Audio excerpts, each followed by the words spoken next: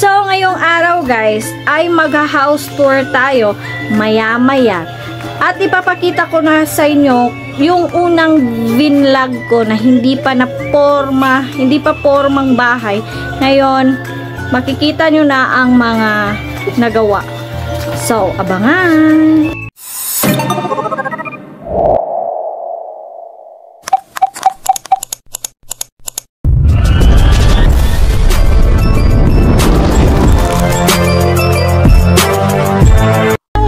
For today's video, ayun.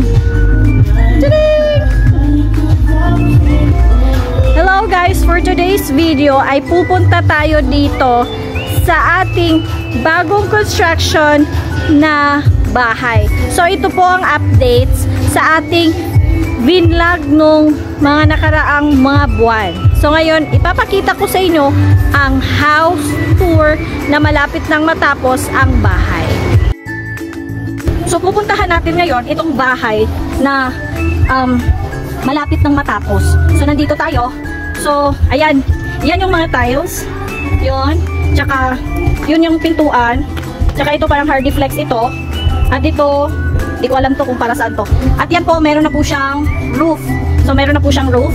Tsaka ito, meron na siyang bintana. Tsaka mag-tour tayo ngayon dito. So, ito po ang itsura na niya ngayon. Noon, hindi pa siya wala ka pang makikita noon na mga improvements. Ngayon meron na. Ayan, mga tiles yan.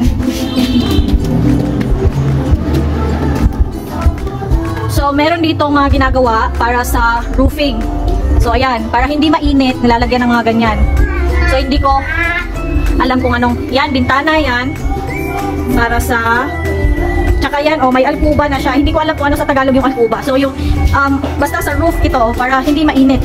So, dito, ito yung parang CR yata ito. Hindi ko alam. CR yata ito. Ay, ito, parang CR. Oh, ito, CR. Yan, may CR. So, uulitin natin. So, ito yung, dito tayo dadaan sa gitna. Parang ito, hindi ko rin alam kung ano to.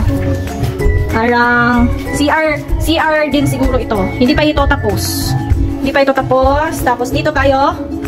Ayan, may frame na para sa parang against the light. Ayan, may frame na para sa pintuan. Ayan, meron ng frame.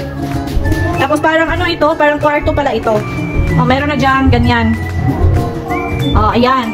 Tapos bintana, ganyan. So, lalabas tayo dito kasi merong dirty kitchen. So, dito ang dirty kitchen niya. So, yan. Sa dirty kitchen tayo. Ayan. Dirty kitchen. At meron din tayong swimming pool. Meron tayong dalawang swimming pool para sa mga kokak. So, yun lang guys. Ang ating titingnan natin. So, uy! Ayun din, Agi ha. So, mag-ano tayo. Lalabas tayo at ipapakita natin ang whole area. So, yan na po ang update niya guys. Yan. Yan. Ito na po ang update. Tsaka ito yung swimming pool natin. Ito may tubig. Hindi ko alam bakit may tubig yung isa. Ito wala. So, yun lang guys ang ating ipapakita for today. So guys, ito na po yung update dito sa ating vinlog noong mga nakaraang mga buwan tungkol sa 430 or 450,000 na labor lang ang paggawa ng bahay. So, ito na ngayon. Ito yung dirty kitchen. Ayan. Yan yung pinakita ko sa inyo kanina. So, babalik na tayo sa ano guys? Sa bahay. Ito pala yung kwarto pala ito. Kwarto. Ayan yung pintuan. Merong hagdan doon kasi under construction pa ito. So, malapit na. Malapit na matapos ang bahay ni Madam. So, ito pala, mga kwarto pala itong pinasukan ko. So, i-close ko pala ito. Parang kwarto pa ito. Kasi, merong pintuan dyan. Yan.